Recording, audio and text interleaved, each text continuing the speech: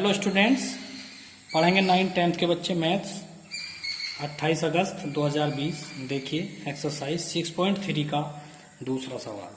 तो इसमें क्या है, कोण BOC दिया है 125 अंश और कोण CDO दिया है 70 अंश। तो हमें ज्ञात करना है कोण DOC। तो DOC देखिए मैं नीले पेन से लिख रहा हूं, ये ज्ञात करना है। और DOC ये तो दोनों एक से ही हैं।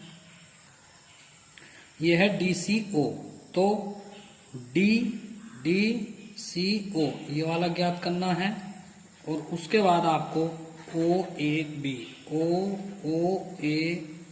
ये वाला ज्ञात करना है।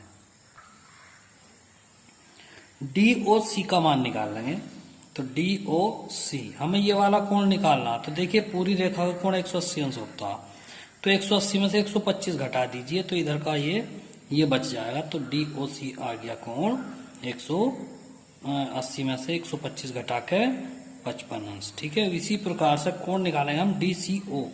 कोण DCO, तो DCO का मतलब है DCO यानी कि ये तीसरा कोण ज्ञात करना।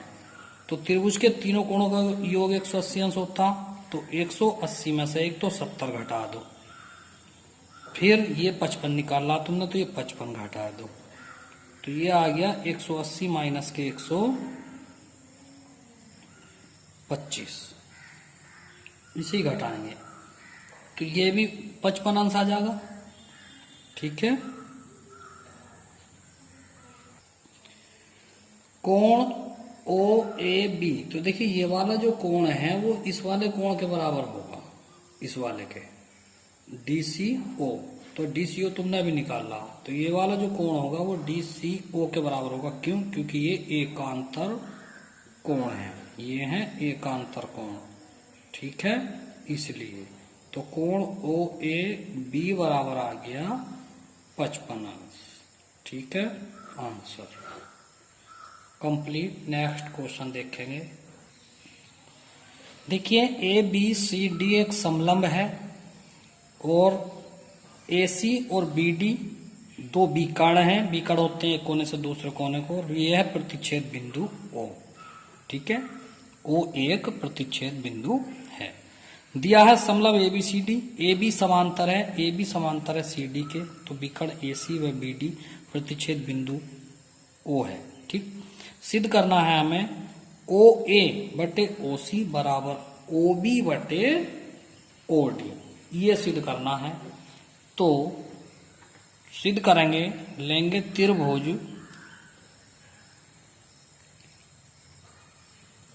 OAB त्रिभुज OAB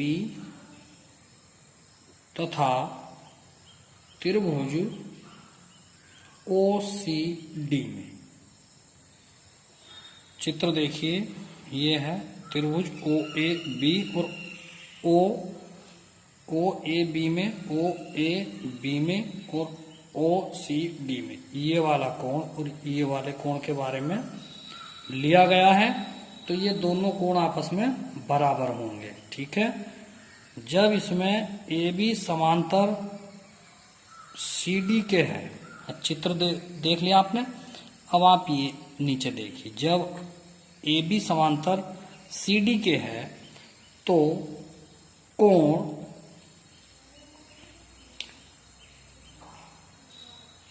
DAB, कोण DAB ये वाला बराबर होगा OCD के।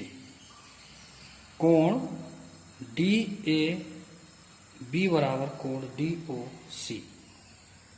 यह देखिए कोण OAB बराबर होगा किसके?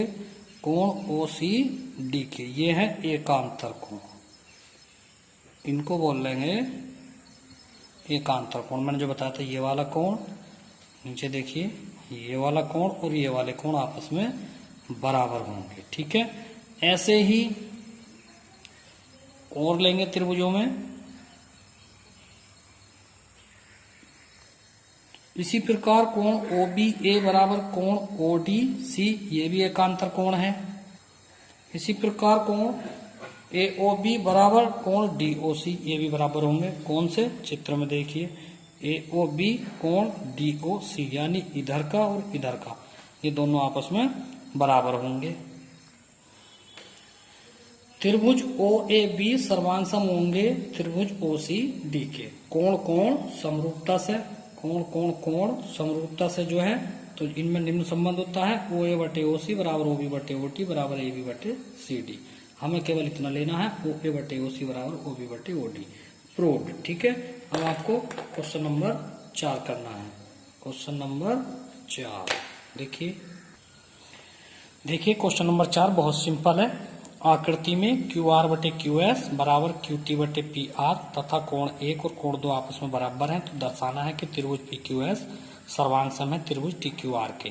तो देखिए हमें चित्र में दिया है ये वाला कोण और ये वाले कोण आपस में बराबर है। कहने का मतलब कोण PQS ये दिया है, उपपत्ति करेंगे हम। कोण PQR किसके बराबर है? PRQ के। ये कोण, जब कोण 1 और कोण 2 आपस में बराबर हैं तो ये आपस में बराबर होंगे। ठीक है।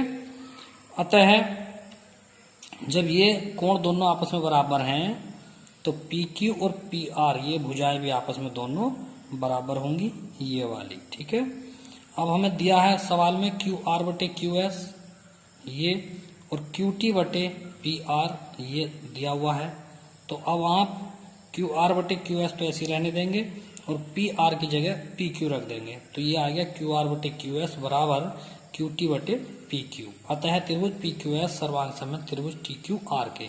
आपकी समझ में नहीं आया होगा, यहाँ के बाद आप लिख दिया केवल अतः ये, लेकिन ऐसा क्यों, ये क्यों आए? तो ये त्रिभुज से पता चलेगा। देखिए आप यहां से देखिए PQ बटे QS, ये है ना, PQ बटे QS, या दूसरे तरीके से QR यहां से यहां तक QR बटे QS, यानी कि इस भुजा के 2 टुकड़े हैं यहां से यहां तक, तो ये बड़ा टुकड़ा पूरा टुकड़ा बटे यहां से यहां तक का टुकड़ा किसके बराबर आ रहा है? देखिए QT पूरे टुकड़े के बराबर बटे PQ आ रही है, नहीं आ रही है? नीचे संबंध में जो हमने सिद्ध कर दिया है वो है QR बटे QS बराबर है QT बटे PQ।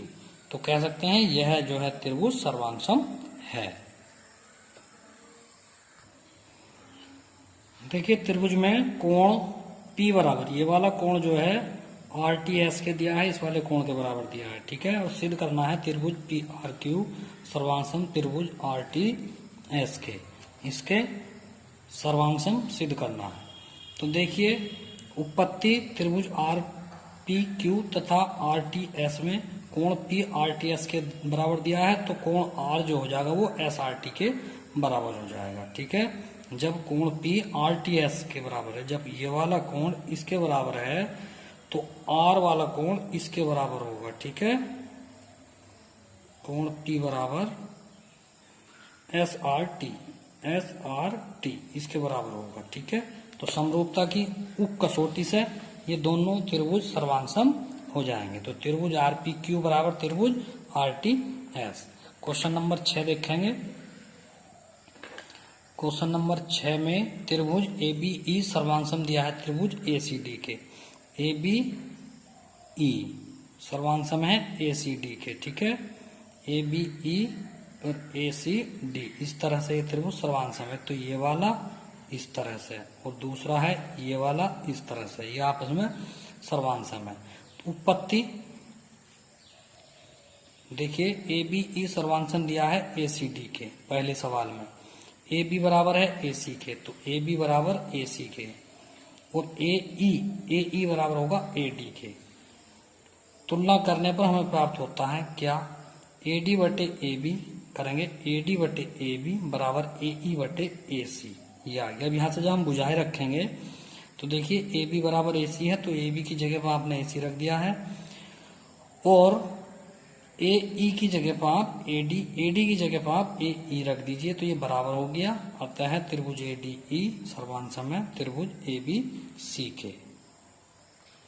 क्वेश्चन नंबर 7, 8 और 10 ये आपको घर से करने हैं। क्वेश्चन नंबर 9 मैं करा रहा हूँ। देखिए चित्र में देखिए इसी प्रकार से अभी जो क्वेश्चन कराया था ये देखिए सिद्ध करना है पहले त्रिभुज में कि त्रिभुज एबीसी पहले पार्ट में सर्वांग सम है ए एम पी के, और दूसरे में सिद्ध करना है सी ए बटे पी ए बराबर बी सी बटे पी एम। तो देखिए इसमें कैसे करेंगे, हल दिया है हमें, क्या दिया है, एम पी जो है लंब ए सी पे है, यानी कि ये जो लंब खींचा गया है ये भुजा ए सी पे खींचा गया है, और एक है बी सी लंब ए पी पर खींचा गया है, ये लिख दिया है।